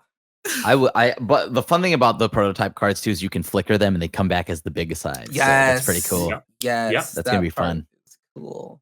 Yeah, and reanimating them from the yard. You play them as a small creature, they die, and you reanimate them as the big size creature. I was confused about some of the ruling until I read the set notes, which came out just earlier today. But I was wondering, if you play it for the prototype, does it keep the original mana value on the card? And it, No, in right? fact, does not. Yeah. So its mana value becomes whatever the prototype cost is for it. So it's not a 5 mana artifact in play if you prototyped it, which has some implications if you're. So you could not example Disdainful Stroke. The Phyrexian That's Flesh right. That's Gorger. right. On the stack, it has Yeah. the cost of what you've cast it for. And then, What the you could prototype also cost is. abrupt decay the And- prototype. That's right. Right, Exactly. right. Yeah, that's why I said, yeah, you can cast a spell with with its different mana cost, color, and size. Which size is a new phrase. Yeah, now that they're I like it. referring to Yeah. size in rules and reminder text, that's the first time that they've done that. Normally Yeah. they say base power Power. and toughness. Right. Right? All I know So is Karuga hates that ruling. Yeah. Yeah. But I could look. Karuga Obsessed. gets around that ruling is the very interesting part of it, right? You can play all of these and then cast them early too, so there is that flexibility. It's like another adventure set. Yeah, Yeah. Like when you run like the Fires of Adventure Karuga deck, but like you've got all of these plays turns 1 through 3 because of the adventures. Mhm. Eldraine was a lot of fun. I know it was a mistake, but I really had a lot Hey, of fun. In let's go Standard back, before. baby. Let's go. yeah. I'm get ready to go for it. back. We are going back. We are going Kenrith, the Cavaliers, Karuga. God, Oh, it's Ghost just- my favorite planeswalker. back. No, I legitimately like started sweating nervously when they announced that. Like I was like, because I just had like the flashback to like the amount of like lying I had to do to myself that everything's okay. Because like doing goldfish videos, like you have to. I'm making like 3 to 4 videos a week, right? And I put them all out every week, and I'm just like, okay, how many times a week can I just get my stuff elked? and how many times a week can I just go, it doesn't matter because it's just gonna lose to like Simic Food. So or get stomped out, or I lose to an Embercleave. So like Oh, no matter what I did, so like when they said we're going back to Eldraine, I'm like, oh no, dude. I'm gonna like I like no joke. I legitimately wanted to kind of like quit Magic a little bit right now. Oh, dude, I can't do it again. You have like the clown drawing meme, and it's just Crim just going like, Eldraine is fine. It's Well, it's okay great. when I get Oko. They got it. Embercleave is a good card. Don't worry about it. Just play artifact It's removal. okay. They'll balance it the second time. Puts the wig up. The full wig is just Crim going like, I will keep playing Magic. Magic is a fun tier 0 That's right. format. Oh, awesome. So I want to give a shout out to everybody because we have crossed the $300 mark in donations. We're now at $335 in donations. Thank you, everybody. Absolutely fantastic. We will be doing a drawing for a second Commander Precon from Brothers War as well. Thank you, everybody. Absolutely means a lot. We want to remind everybody as well that we will be doing Q&A shortly too. So please, if you do have any questions, please use the point redemption of Ask a Question. It is a single point, so you have the points for it. But we are going to be asking questions of our panel here. So if you've got anything that you want us to answer, anything that you want our feedback on, please ask. Okay. Now, so some of the cards in the set are looking very, very good for not just constructed formats and not just in Commander, but potentially some higher power level stuff as well. We've got some very cool cards in the set that are going to be pushing some of the boundaries of what we're used to. And in particular, I'm a big fan of one that's making waves right now is Calamity's Wake is one of them. That's one of my favorite cards from the set so far. It's instant speed graveyard removal with a silence tacked onto it Are you too. a CDH player? I play a bit of CDH as well. Okay. I cross. This is gonna wreck CDH. Yeah.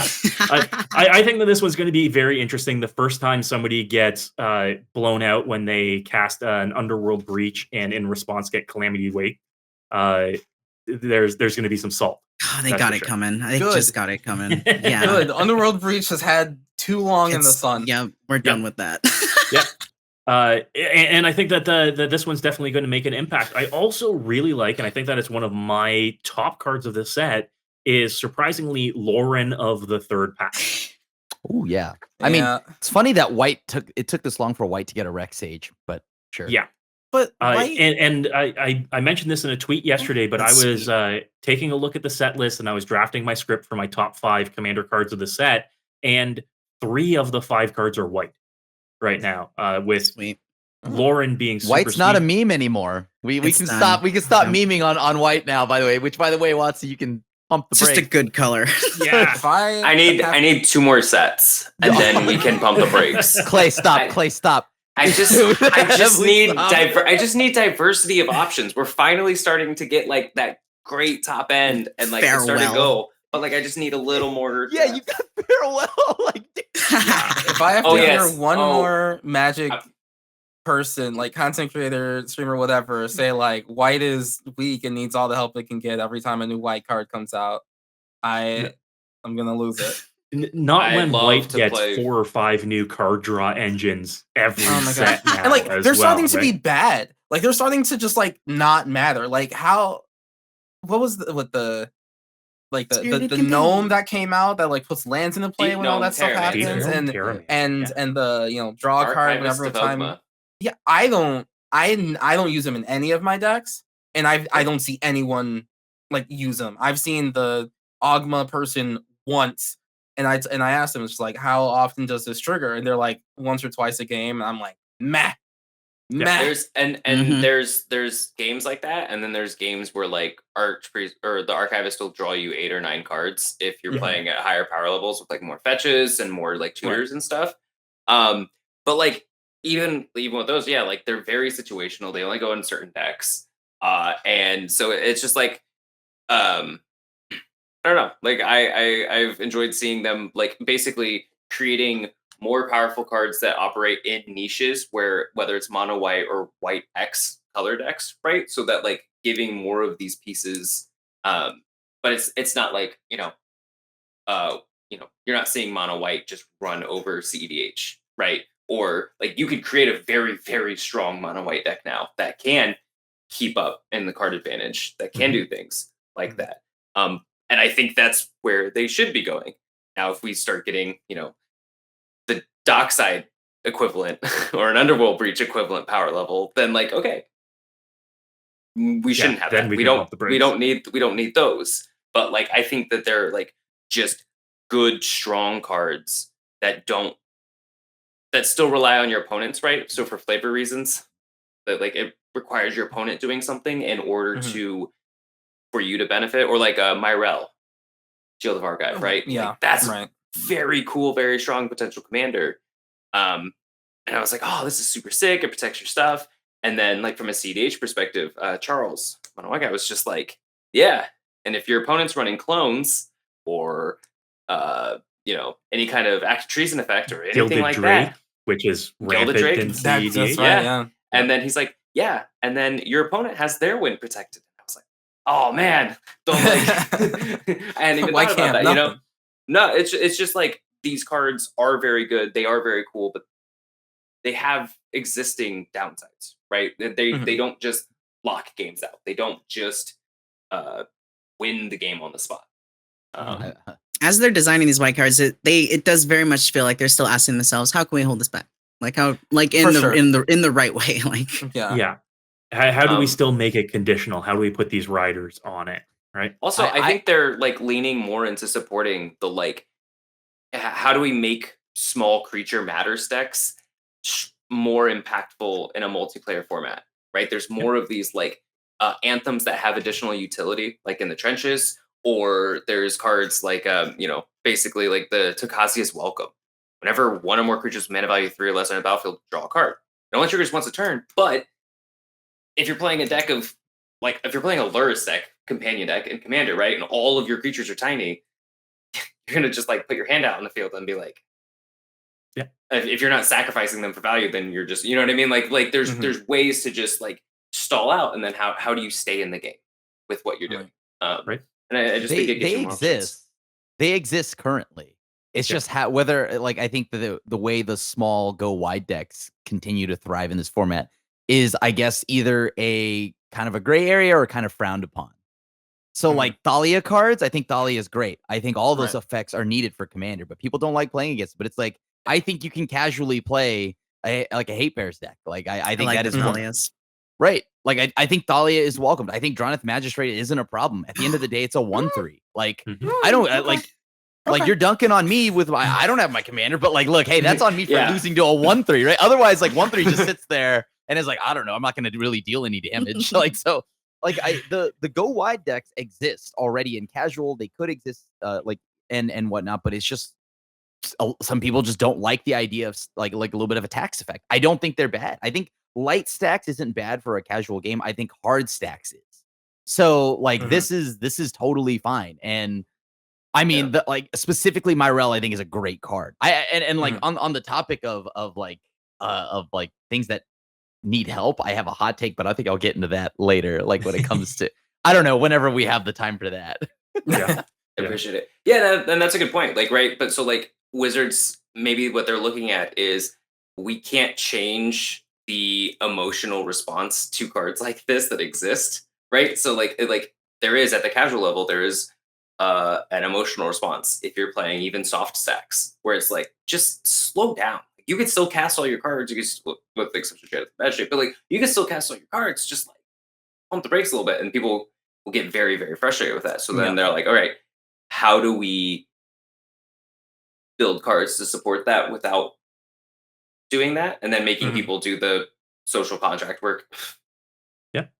And one of White's niches being stacks, and particularly how they've done soft stacks over recent sets and recent years, is definitely something that they should continue leaning into, especially if we're seeing the once per turn beneficial effects be also balanced by the players can only cast one spell per turn detrimental effects too. I think that that's a nice symmetry in enforcing that kind of limit on the table if you're benefiting from it the same way, a once per turn kind of thing. Yeah.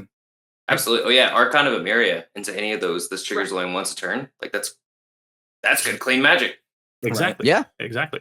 And going back to White staples, and particularly what everybody has been clamoring for years, is give White more card draw. Long gone are the days where best White card draw is Mentor of the Meek. Yeah, right? the best ever.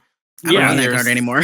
Exactly. Now we've got the Welcoming Vampires, and now we've got the Tokashi's Welcomes as well. These are all much better options, and we're seeing a real new era for what design is. And honestly, we're at the point where we've seen this over the past couple of sets in the past couple of years, and we might be at that point where we want to pump the brakes, but Wizards is saying we've got the next 2 years of white focused sets already in the can right now. Let's hope we didn't swing too far in the wrong direction. Mhm. I also do like that there is a bit of like some cards are better in some situations than other. Like Mentor of the Meek, we don't really see it anymore. But like there are absolutely times where Mentor of the Meek will draw you more cards than Welcoming Vampire or Takasi. If you play only one creature and then Welcoming Vampire dies, like unfortunate. Or if you play two creatures but you still only get one, whereas sometimes Mentor of the Meek, if you know that you're gonna, play like a Raise the Alarm, you're just gonna keep an extra 2-mana up and then you draw 2. Yep. So yeah, they go in different decks, which is still good. Exactly. They're good at avoiding strictly better, like literally strictly better. They're good at avoiding, I think. Yeah. Exactly. Where they still have niches and they still have uses and they aren't making anything obsolete in these instances. Like I would still play Mentor of the Meek in an Adeline something Cathar deck where she's making 3 tokens on attack each turn, and I can pay 3 mana and draw 3 cards every one of my turns. Oh, Yeah, that's hot. 100% I'm going to do that. As opposed to a Welcoming Resplendent Cathar, thank you. As opposed to a Welcoming Vampire or a Takasha's Welcome, where that's only drawing me 1 card a turn and only on my turn, kind of thing, right? So there are still uses, there are still niches for these, but I think that we're seeing that design era where the audience's concerns are being addressed. We just need to understand that it takes a couple years worth of a development cycle in order to see that right now.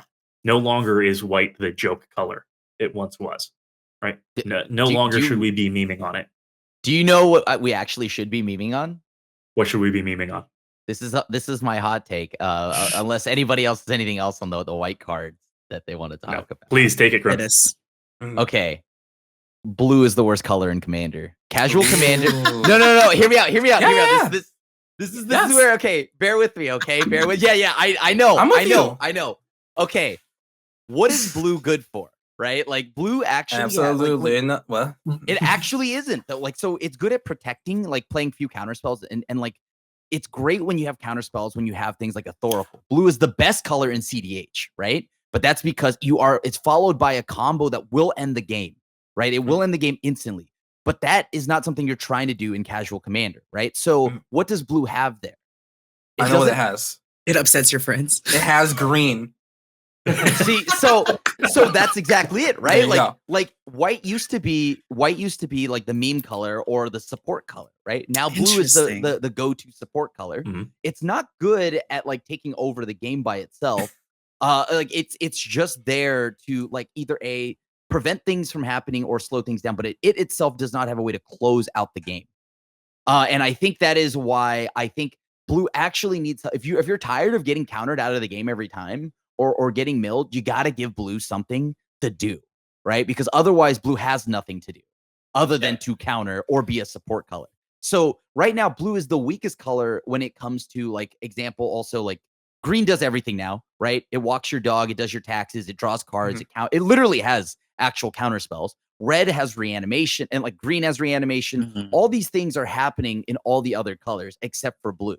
So blue, I think, is hated the most, and maybe just because of like the feel bad or like the salt meter. On the salt meter, yes, but like it is actually not winning or killing anybody unless it's emotionally. So yes. Like that is yes. about it. Unless it's soul killing. Yeah. It's soul killing, like on the inside, but it's actually on board, not doing anything. So really not. I really love the fact that they've started giving more like blue tempo tribal support, but there's got to be different play styles, right? And so I want more things for blue to do, because the things that blue are especially good at is helping you push through your combo, but like comboing is kind of like frowned upon in casual. So like, you don't want to like go Thoracle in a casual game. Right. So like what else am I going to do? Right. I counter a spell, and a 1-for-1 is terrible in a format with 4 people. Right. Yes. Oh my God. Preach. Yeah. Like that, like, oh my God. Right. And C damage. I could see why I thought red was the worst for a while. And like all these other colors were bad, but then I had to just realize, like, look within myself. Wait a minute. Hold on. Blue is never the first color I pick. Blue is the color I add to push something through, right? Black is good, white's good, green is good, red is even good. So red has card draw, red has random, red has all of it. So I think blue's the worst color in Commander. Yeah, Casual and I Commander. think for a similar reason to what we were talking about, what was previously holding white back, right? Because of it, these colors' strengths in constructed Magic are frowned upon in Right. in your general casual Magic. If you were to pick a creature type to build to give blue as a like an identity in the like the lower end, right? What would you pick? Because like blue traditionally is associated with like sea monsters, but like on the high end, yeah, that's all on the high end. So like, would you do like wizards or sphinxes? As high end, it has like sphinxes as the identifiable triad, sea monsters, which like they're identifiable, but like they don't have a cohesive element. Sea monsters, sphinxes, they don't have a cohesive Breaker Horror element. helped. Yo, the crustacean is sick. I love that card. But you're also but like the commander that you're probably gonna run if you want to do like the best with sea monsters is a blue-black vampire. Which when did how did that happen, right? Right, so that's what I'm saying. If you were if you were to like brainstorm and come up with like what does this look like as the creatures that you or what you're doing at the low end, right? If we're not countering spells and if we're not milling or bouncing the board every single turn, I think it's got to be things like birds, right? It's got to be leaning into blue being one of the best evasion colors, because blue gets the best flyers and the best evasion, especially at the low end of the curve. And I think that's still one of white does. Yeah. Right. So if it's mono blue, like ninjas, I'm thinking ninjas, birds, general unblockable creatures. Like, do you like rogues, keep putting birds, better? Ninjas? Yeah, right, but like blue, black, abilities blue, on white, them and blue, black is all of those things. So like your Merfolk is blue, green. Like I mean, there's like you're playing like Kamena, right? You're like if you want to do the best, like there isn't is good if your pod is willing to accept back to basics. Right. I think the issue that Crim brings up and Clay, like everyone is just like what blue does isn't favorable in like this casual fun environment, and it's a lot of just like like counter one spell, but that's not really good in a pot of three other people trying to win. Really, like the blue player used counter spell on the person who was going to win at the table right then and there.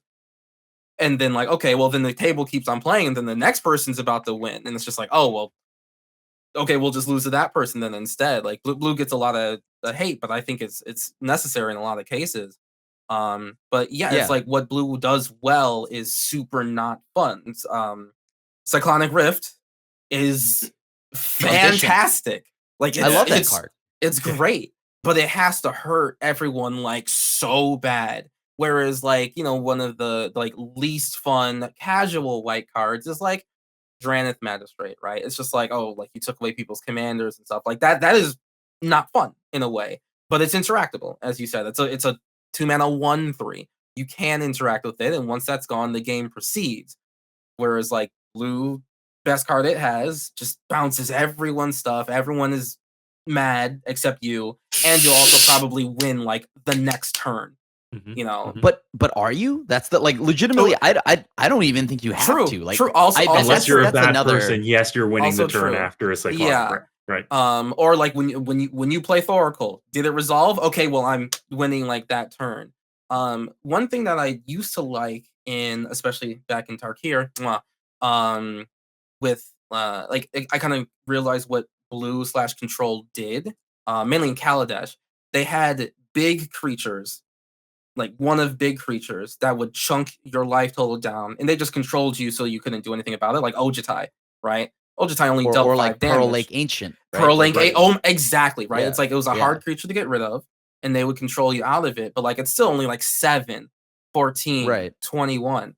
If I feel like they kind of want to delve maybe more into that, where like you have a commander that's just a bit difficult to interact with, but like you're killing people slowly. If Pearl like Ancient had like Myriad, that would be like a blue commander that you can identify with, and it's not like the worst thing in the galaxy. Like no, oh, this feels unfun, you bounce my whole board. It's just like, oh no, I just got chunked down 7 times. Like, oh well, like I couldn't interact with it, and then you just lose to it. Right. Yeah.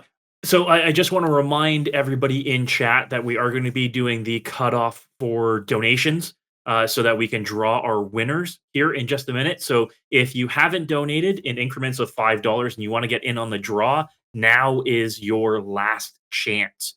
We're going to be doing Q&As right now, and then we'll be drawing our winners. So please, chat, if you've got any questions, throw them in chat with the redeem the ask the question point redemption there, and we'll get to them as well. All right, and then we'll be doing our draws, so stay tuned. Well, Okay. oh no. So lastly, before we do get to the Q&A, I wanted to bring up Power Stones. Power Stones are the one mechanic that we haven't touched on right now. Do we feel like that is a nice balanced mechanic, or do we feel like that's one that's just flavor and lore for flavor and lore's sake? Like blood token. I think that blood tokens are actually like beneficial. I love them, right? But Power Stones so far in playing has not done anything. Like it's just been like this annoying thing that kind of lies to me that I have more mana than I do. So I keep really bad hands or something along those lines, right? I'm like, oh, but it's okay. I have a Power Stone. Oh wait, that doesn't do what I want it to do.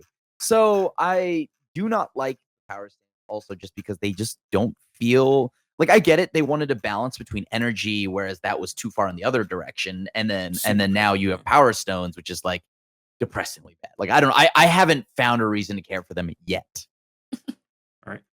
The hottest take that I had on these, or that I saw on these, is that they pay for Ristic Study tax and Smothering Tide tax. So there is at least a use for them in Commander, right? Oh, Sure. I guess. yeah. It's a reach, right? I want to cast way Chris, too many that is non-artifact so much cards. copium. Like, I don't know how much copium you're doing right now. That's Crim with Eldraine. That's Crim with Eldraine. This is gonna pay for my taxes. Yeah, exactly. You are. Kuro, you had a point?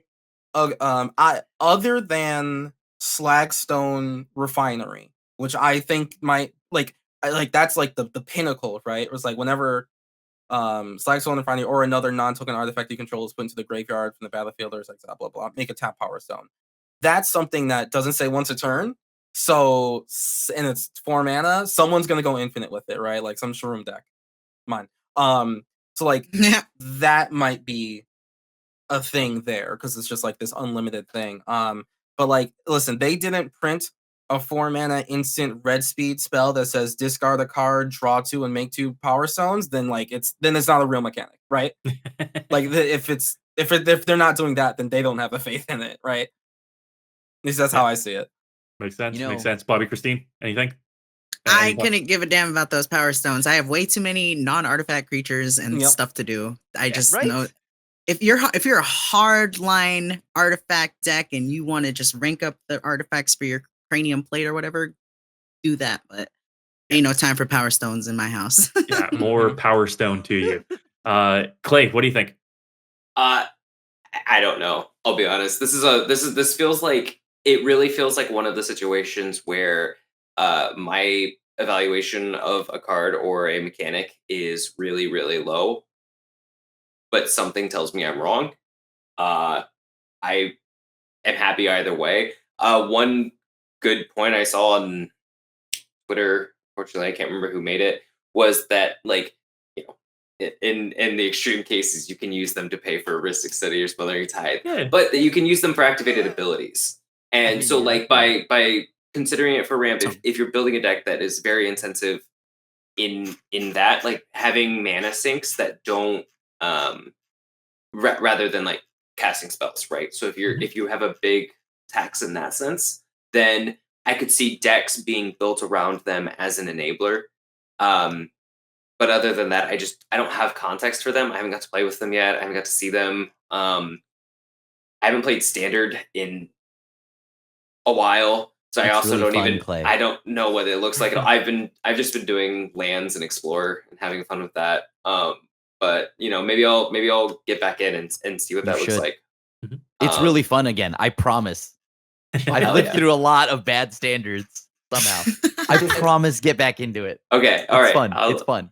And just a small point to what Clay said, like that's kind of what I mean. The fact that they didn't make like a, discard one, draw two, make 2 power stones. So like now, because if you did that and you had a red deck that had a commander that had like an ability, right? So now you got extra mana to just do that ability forever, right? They're going to be there permanently, unlike treasures where you'd use it and they're gone. Like the fact that they kind of didn't give us something like that means like I just don't think that it'll see play unless you go really hard into it, because there's not a lot of Power Stone cards that kind of make it worth it over treasures. Right. Right. Yeah. The one thing that I noted is that a lot of the legendary creatures in the set have activated abilities that you need to pay for, and these Power Stones at very least activate them. Look at Queen Kayla Bin Krug in the set with a 4-mana activated ability, or even the young Urza and young Mishra in the set as well. They've got activated abilities that Power Stones pay for. So it's something that doesn't dip into your lands, at least. Wake up, people. Power Stones are a lie. Stop buying into them. They're a lie.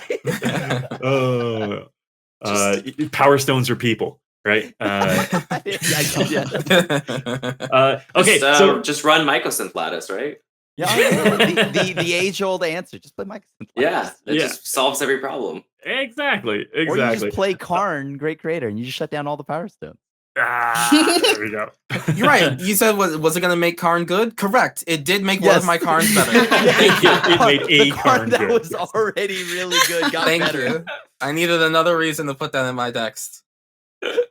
All right. Okay. We're gonna get to audience Q&A right now, so we're gonna do a little bit of a rapid fire here and bounce through some of these. First question from everybody's friend, Mr. Bevers.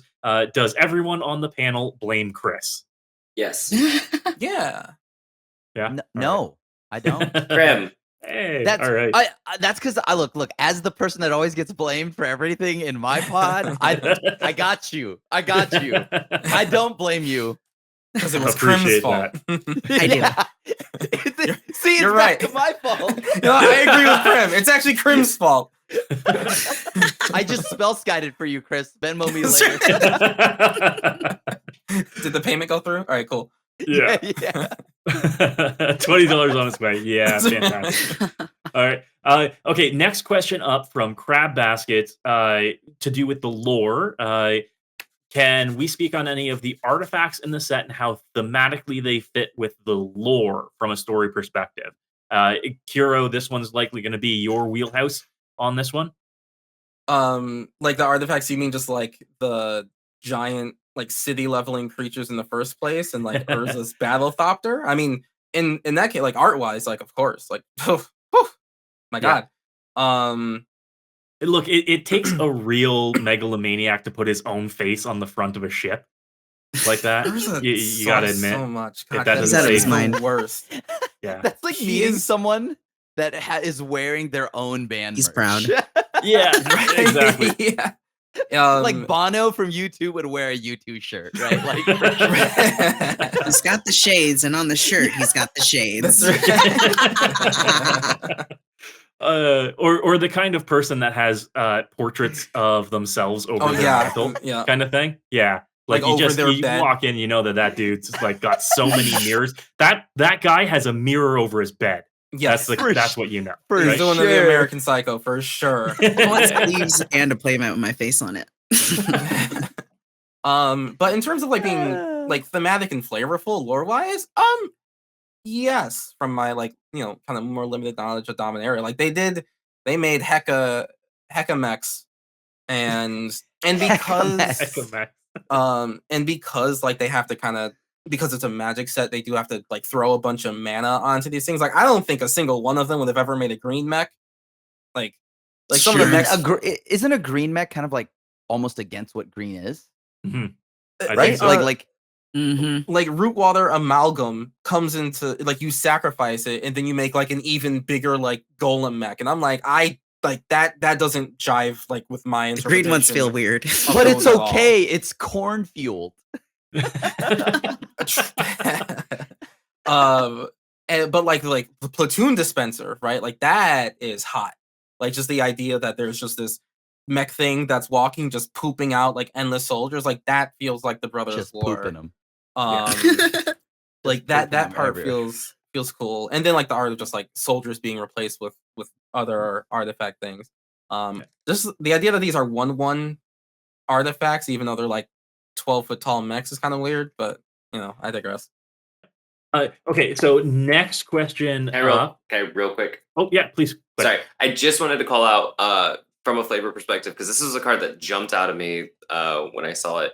But so Yodian Frontliner, because and I have no idea how I got this card from Mirrodin, how it ended up in like a box of random creatures that I had. But Yodian Soldier from like the copy that I had was Mirrodin, and when I saw this Yodian Frontliner, it just like hit. I was like, oh, I know where we are.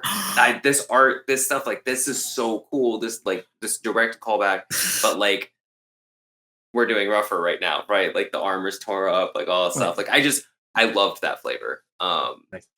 And having that kind of create this grounding thing. Claybee, that seems like that blew your mind there for a second. The Yolian soldier is in the list slot in the set. Yeah. So Nice. there are callbacks on they're on callbacks. Yeah. 100%. Right. Beautiful. That's really cool, actually.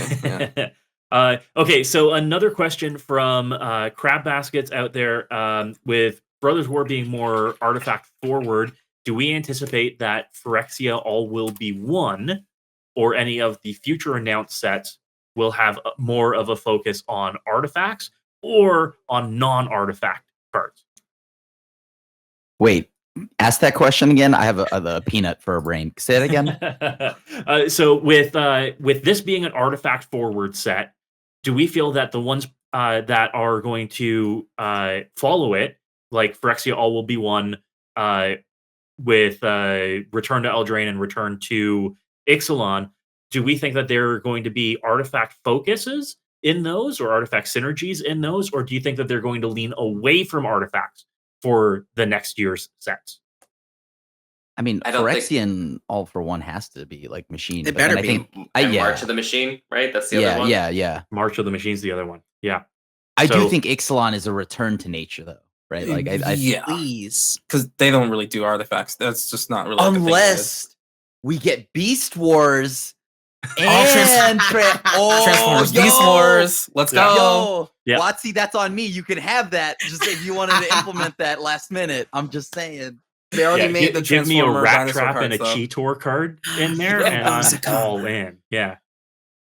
I agree though. I don't think that we get to leave artifacts until we wrap up the Phyrexian storyline.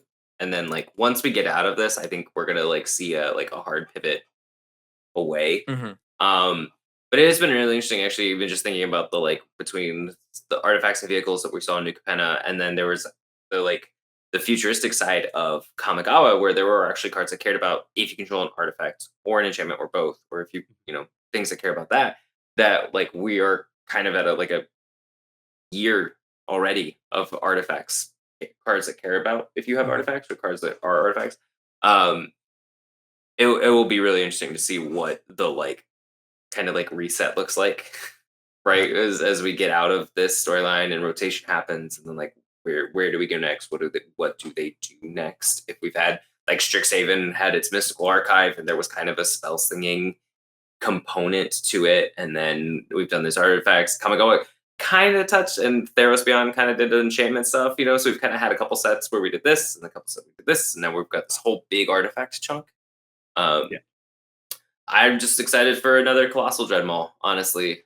Colossal Dreadmaw going to the where the Spanish vampires are from. I can't remember the name of it now, but that's my goal for Ixalan, is that we go there and that gets invaded.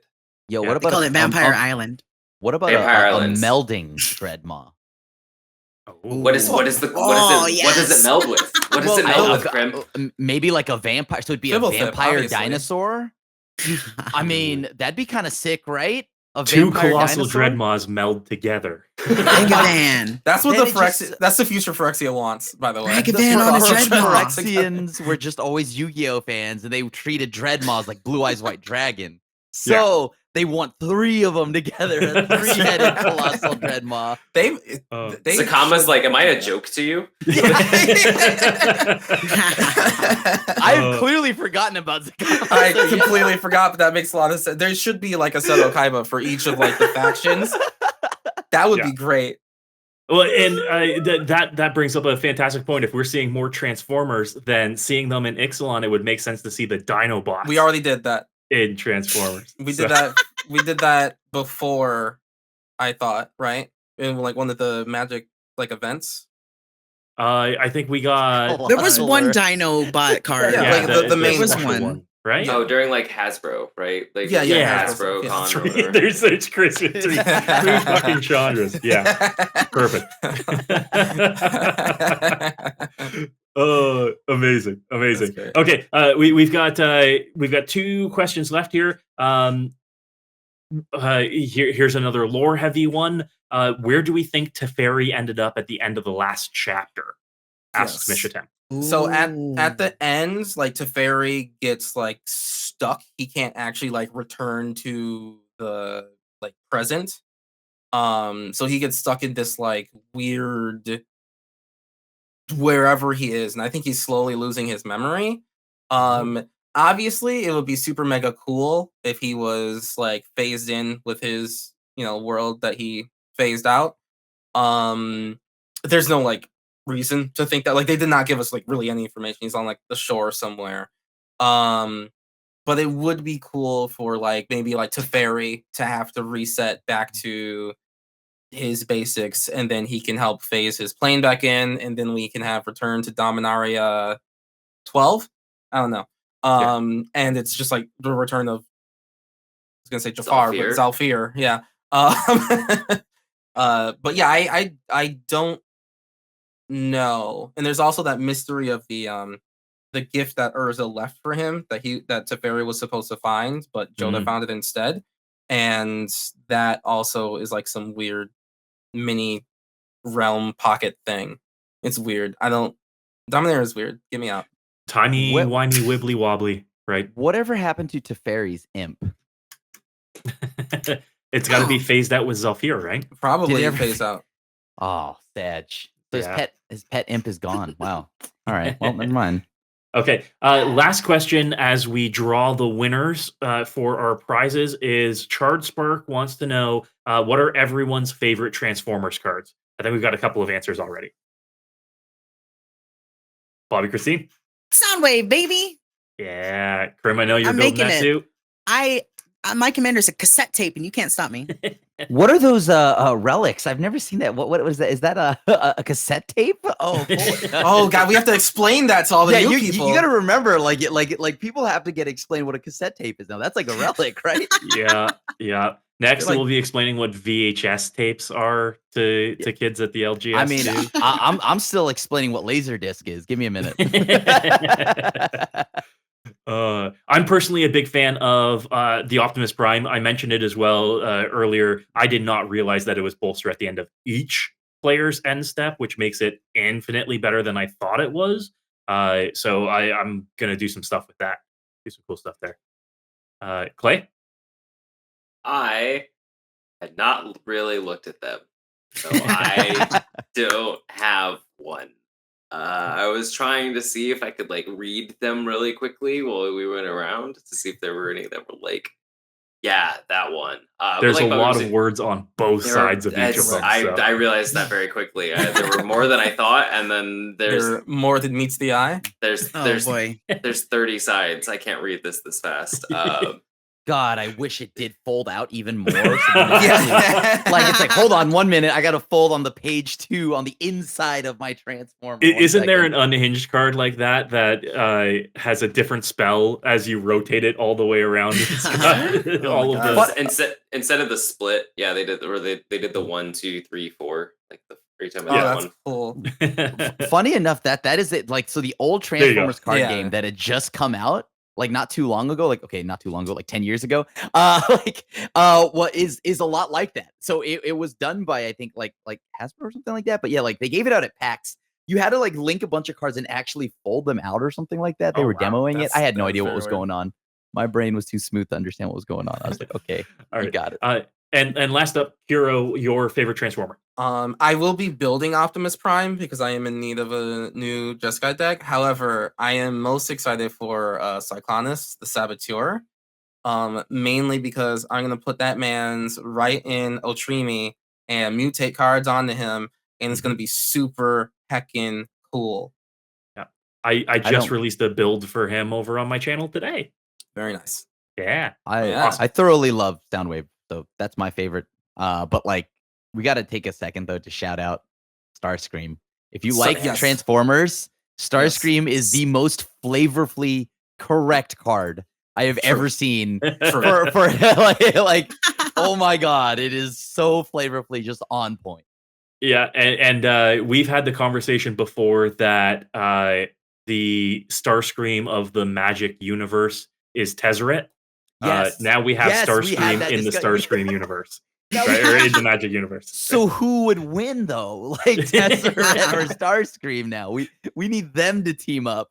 Right. Exactly. Tezzeret has gone through so much lore stuff, and they've like kind of did a slight retcon on him recently. In the Dominaria set, it's it's a lot. Awesome.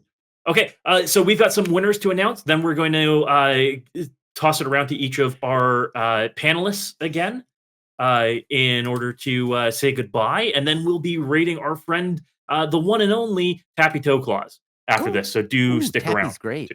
Yeah.